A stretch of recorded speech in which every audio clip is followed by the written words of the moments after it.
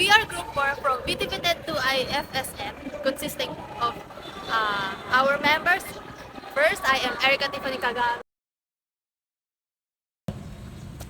I am Bernabé Cuerdo. I am Ben Angel Mabana.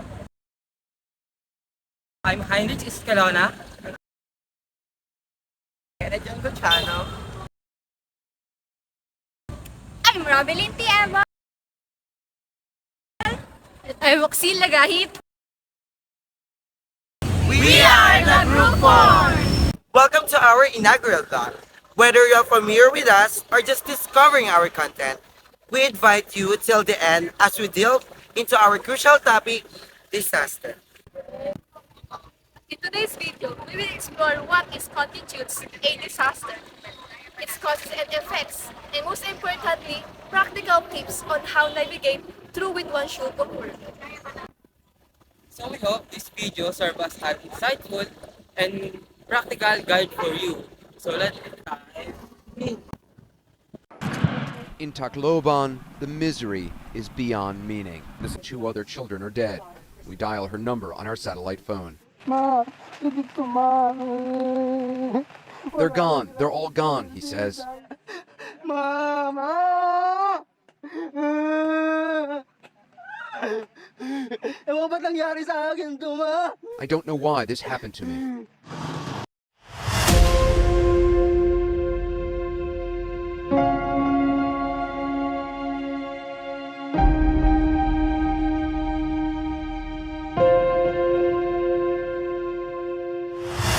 Disaster.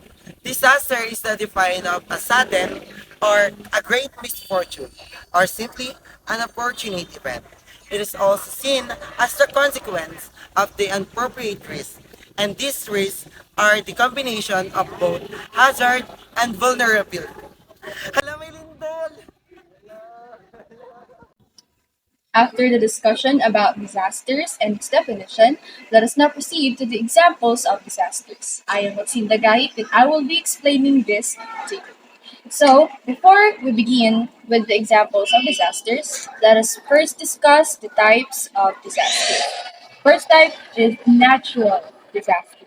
Natural disaster from the name itself are natural occurrences, meaning that they are often unpredictable. There are lots of unpredictable or natural disasters happening in all around the world. But here in this video or in this vlog, I will only show you two of the most common natural disasters happening here in the Philippines. Number one in our list is earthquake.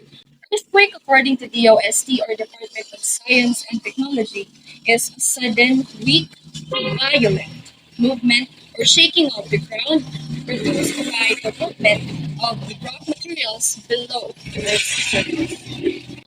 The next type of disaster is the man-made disaster. This kind of disaster is the type of disaster rather that is caused by human intent, neglect, or error and failure in some areas of man-made systems. One of the most destructive type or example of this man-made disaster is war. War, according to National Geographic, is a violent conflict between nations. Each nations will come up with different strategies regardless of its effect to the environment and the people living in the other opposing nation.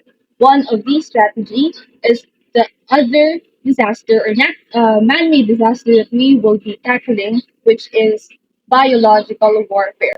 Biological warfare is a strategy in war that uses living organisms such as viruses, pathogens, bacteria, or any other microorganisms that cause diseases which aims to incapacitate the people of a certain nation or a certain community. Effects of disaster in our lives, as there are chance you could hurt and death, losing your house and community, and also mental or psychological effects.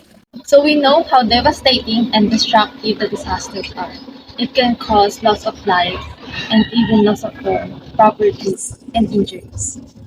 And I am Erica Tiparikagam and I will discuss the cause of the common disaster that we experience in the Philippines. So first is flooding. If you're near on the ocean, high tide may be a cause of a flooding. The second one is the garbages or the debris that can obstruct the streamways, rivers, canals, and the drainage. Uh, but these debris can obstruct the water flow. And the third is the long and heavy period of rains or the storms. This can cause a large number of water in an area where it cannot drain properly and it can be stuck on the workplace. So the second one is the earthquake. So why does earthquake happen? I will give a two reason why it happens and the risk.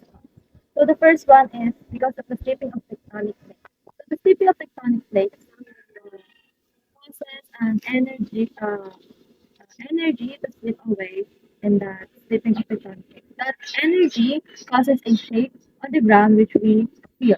It can be light or strong. It is measured by the magnitude. So the second one is the volcanic activity or the volcanic activity. So because we are in the place or we are in the location of the ring of fire, volcanic activity is very common we experience. So that's the causes of the two common disasters that we experience here in the Philippines. Hi guys, my name is Henry A. Kilan. So I will tackle. So the first thing to do if disaster happens. So every disaster or emergency is different. However, there are a number of things you should always do in event of an emergency in disaster. If you hear a siren, go inside and close all doors or mga pintuan natin and windows. Okay, and inform the people in your area. And if you are injured or an immediate danger, call emergency services or 911 or try to ask others for help. And if you are not injured, you always help others where possible. So, lagi natin tatandaan, be patient, be calm, dapat kung tayo hindi tayo na ng disaster in on time, lagi tayo sa situation. Now I will be discussing you how you the lessen or reduce the cost or the effect of natural disaster in our community. So how can we do that? So to minimize the disruptive effects of natural disaster on our community, it can be achieved that through increases of awareness. Second, educational preparedness. Third, the implementation of prediction and warning system. Um, However, to prevent or lessen the impact of actual damage caused by the disaster, it is essential to adopt mitigation measures like zoning, appropriate land use practices, and building codes. So that's all. Thank you for watching. What branches to see if a disaster happens? That people often ask if disaster happens. These branches will be the Office of Civil Defense, or OCD, is the one to develop and ensure the implementation of national standard with the coordination of government office in carrying out the disaster risk reduction program. Disaster Management Service or DMS is the one of major service of the Philippine Red Cross. They tasked to deliver humanitarian assistance during emergency and disaster situation. Some of some may be asked what kind of humanitarian assistance they give. The Bureau of Fire Department, Philippine Marine, and other NGOs who help to give goods like clothes, food, and small shelter. As you can see to the news, some Good Samaritan will donate some money to help other fellows Filipino. How about you? Do you know how to seek or who is to seek when a disaster happens? So thank you all for actively engaging with us. So find our video informative and beneficial, please leave a like, comment, and share so that more people can gain knowledge about disaster preparedness. So until next time, take care everyone and see you in our next vlog. Thank you for watching. Please like and subscribe. Bye!